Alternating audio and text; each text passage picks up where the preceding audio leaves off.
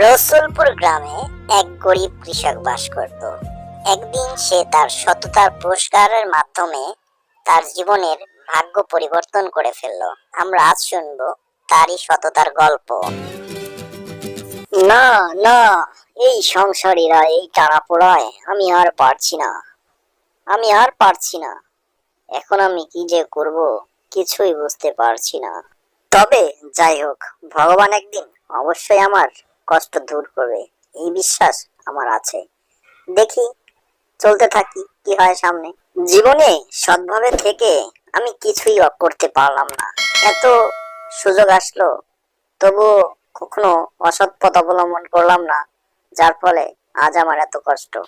আরে আরে, ওই তো দেখা যাচ্ছে একটা থলে পড়ে আছে। এটা মনে হচ্ছে খুব একটা ইম্পর্টেন্ট, কারো গুরুত্বপূর্ণ জিনিস। যাই দেখি তো কাছে গিয়ে, এটা কি জিনিস। না রে ভাই না, এটা তো খুব একটা গুরুত্বপূর্ণ জিনিস মনে হচ্ছে, এতে অনেক টাকা পয়সা আছে। এই মহামূল্যবান জিনিসটি কে যে ফেলে গেল, আর কি করে যে তাকে ফিরিয়ে দেব, আমি তো একটা মহা মুশকিলে পড়লাম।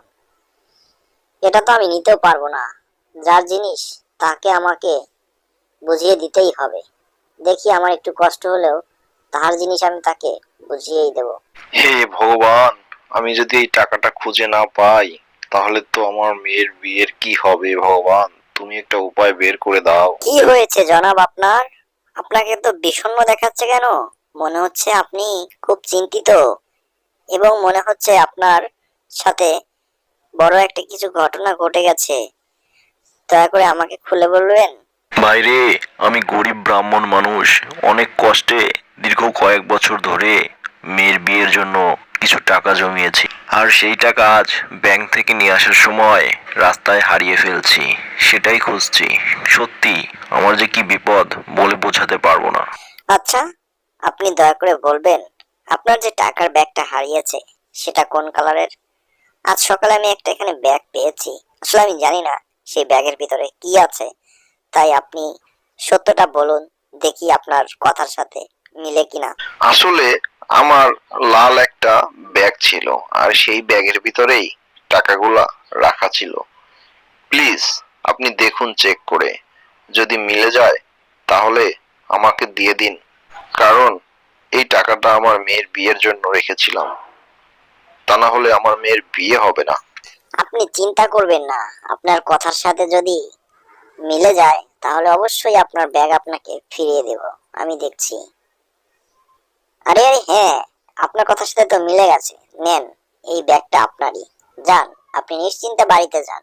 বাড়িতে গিয়ে আপনার মেয়েটাকে খুব সুন্দর করে ধুমধাম করে বিয়ে দেন। শোনো ভাই, তুমি আমার অনেক বড় উপকার করেছো, যেটা আমি তোমাকে বলে বোঝাতে পারবো না। এখন বলো, আমি তোমার জন্য কি করতে পারি। সত্যি বলতে, আমি একজন গরিব অসহায় দিনমজুর, তাই সংসারের অভাব অনটনে খুব চিন্তিত।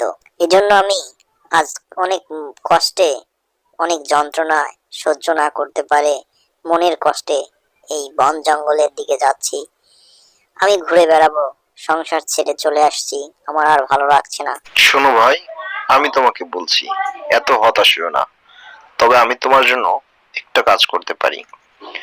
তোমাকে আমি এখন একটা কোরাল কেনার টাকা দিতে পারি। সেই কোরাল দিয়ে তুমি আমার জঙ্গলে কাঠ সংগ্রহ করবে। আমার জঙ্গলে প্রচুর গাছ আছে, সেখান থেকে তুমি কাঠ সংগ্রহ করে বাজারে বিক্রি করবে। একটু পরিশ্রম করলে তুমি এখান থেকে ভালো ইনকাম করতে পারবে, আর সেই কাঠ বিক্রি করে আস্তে আস্তে তুমি একটা ব্যবসা বাণিজ্য শুরু করবে। তাহলে দেখবে তোমার ভাগ্যের চাকা ঘুরে যাবে এবং তোমার সংসারের অভাব অনটন দূর হবে। আপনাকে যে কি বলে ধন্যবাদ দিব সেটা আমার ভাষা জানা নেই এখন। আপনি আমার অনেক বড় উপকার করলেন।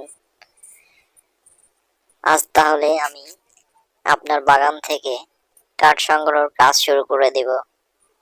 আমার জন্য আপনি আশীর্বাদ করবেন। আচ্ছা ভাই, ঠিক আছে।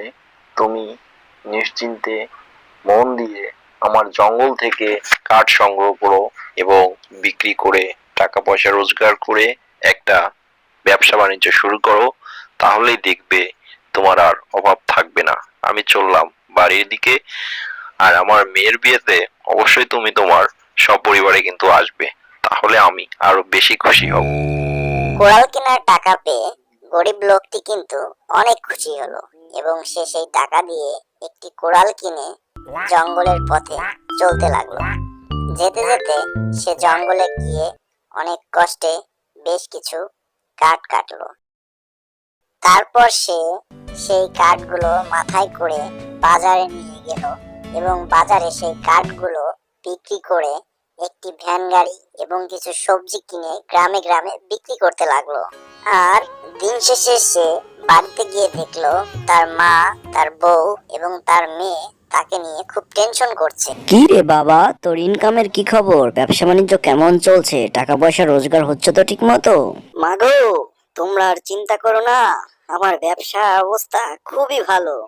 এখন ভালো টাকা রোজগার করতে পারছি। আশা করছি ভগবানের কৃপায় তোমাদেরকে নিয়ে এখন খুব সুখে শান্তিতে কাটাতে পারবো। সবকিছুই ভগবানের কৃপা।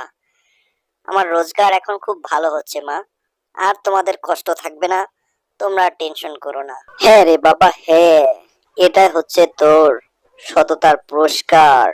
তুই যদি সেই দিন ওই ব্রাহ্মণের টাকাটা ফেরত না দিয়ে নিজে ভোগ করতে চাইতি, তাহলে তোর আরো অনেক কষ্ট, অনেক বিপদ হতে পারতো।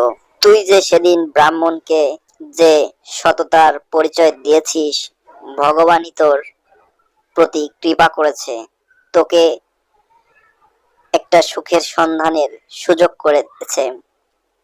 মনে রাখবি বাবা, সততার পুরস্কার আজ হোক বা কাল হোক, একদিন না একদিন ভগবান ঠিকই দিয়ে থাকে, বুঝলি? হ্যাঁ মা, হ্যাঁ, তুমি ঠিকই বলেছো।